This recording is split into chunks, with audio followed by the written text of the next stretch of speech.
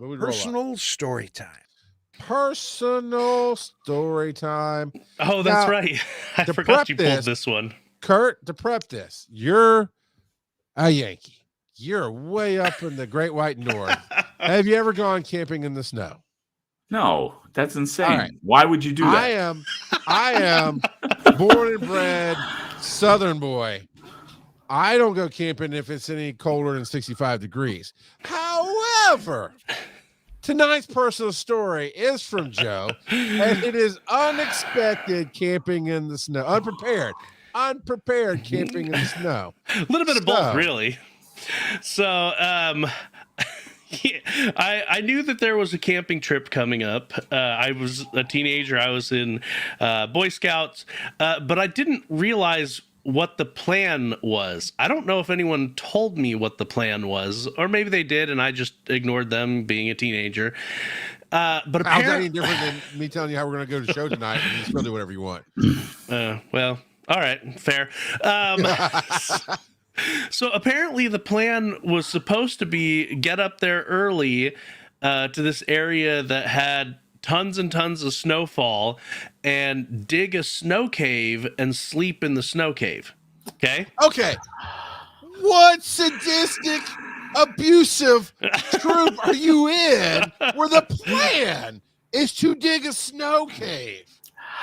To be fair, it's a solid idea because it stays warmer in there.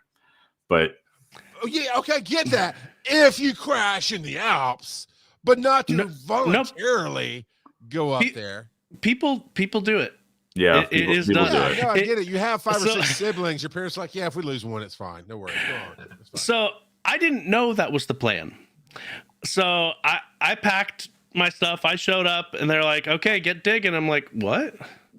and so I started digging, and we can dig it. I didn't bring like a tarp or anything. I brought my sleeping bag. Wait, these are individual snow caves? I don't know what their plan was. I was the only one digging a cave apparently, because I don't know. Some other people brought a tent and dug out a flat area for their tent to set up. And so I'm sitting there laying down in my sleeping bag on the snow without a tarp. And of course, my sleeping bag gets soaking wet. And luckily, though, our assistant scoutmaster, he was like, forget this whole thing, and just drove up in his RV. and so he's like, hey, Joe, get in here. so I ended up staying in the RV, but the next day was actually a lot of fun. Kurt's just no, I know. I'm this is for Charles, not for you. And so the next day was actually a lot of fun. We went sledding and whatnot, but we saw a couple of other I guess troops or other people had actually dug out snow caves, and they had already gone and left.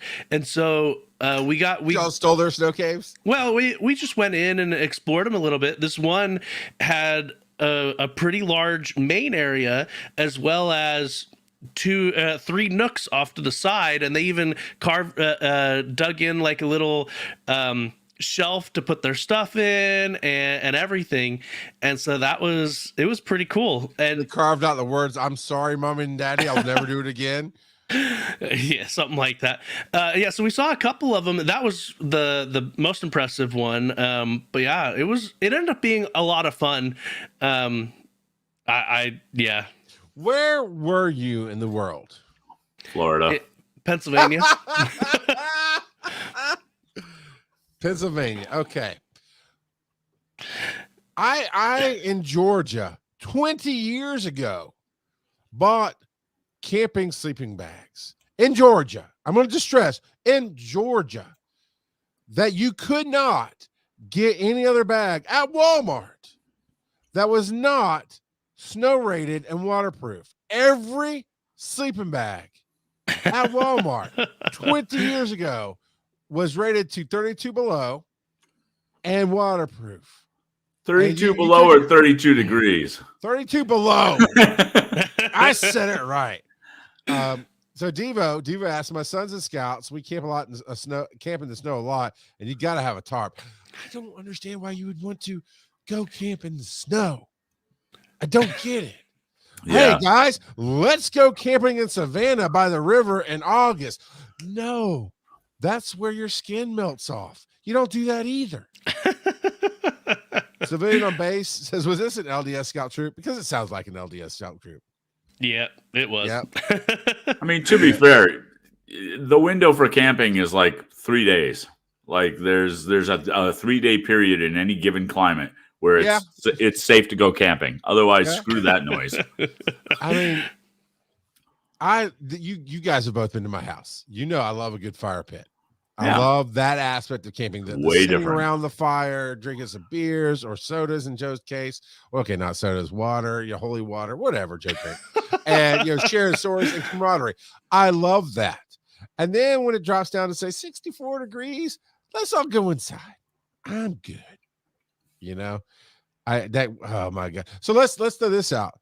Kurt, since he Joe, that's just crazy. That's just crazy. That's insanity. When was the time that you said no more camping? Like for me is when I would take an air mattress because I was like, I don't like sleeping on the ground anymore. I'm not a teenager. And then my mattress half deflates and I wake up with parts of my body touching the ground. So the parts touching the ground are freezing. The other parts are aching. I was like, I'm done. I will glamp every time. That's a high-end RV or a hotel. Yeah. I last went camping on purpose with my wife when we were 23. Yeah. And why? Because it sucks. Because it was a stock market crash of 1928 and you had nowhere else to go. That's true. Yep. That's about how old I was the last time I went camping too. Yeah. With my wife and a few other people. You know what? I was probably in my mid-20s. Now, I wasn't 23 because I got married at 23. So it was later 20s, maybe early 30s when I stopped. But Joe, did you hear what I heard and what Kurt said? He said the last time I went camping on purpose. So Kurt, so you went. When's the last time you went camping not on purpose? So I'm going to qualify that by saying anytime you have to even sleep on the floor counts as camping because it's equally as terrible. And so the last time I did that was Dragon Con, and not this past one, but that was a couple years ago. Yeah, I remember. Yeah. About. You slept on the floor? Yeah, on an air mattress, but it was still terrible. Oh. Okay. Yeah. It was. Man, we had like 15 people in the botched house or something. Yeah. See, I like air mattresses, so. Well, there's a lot more to that one. It was not but also, wait, is that the one that went flat every night? Oh, it definitely does because it's an air mattress. Mine doesn't. So okay. So here's the thing. Once you reach a certain age, you don't have to sleep on air mattresses. When you say, well, mine's fine. Yeah, except you got a bed. Like a bed is always going to trump an air mattress. I agree. Sometimes I'd rather sleep on my air mattress than some of the beds at my in-laws' house when we stay over there for holidays. Okay, I can choice. You have a choice. You know, you know what my choice is? Sleeping at the terrible bed at Joe's in-laws' house. Exactly. Like if I have to choose between sleeping on an air mattress or sleeping on a bed at my mother-in-law's house or sleeping in my own bed, guess what I'm choosing? Staying my home. Bed for the win. Yeah, staying home because we're adults. We have choices we can make. Yeah. Get off my lawn. Nah.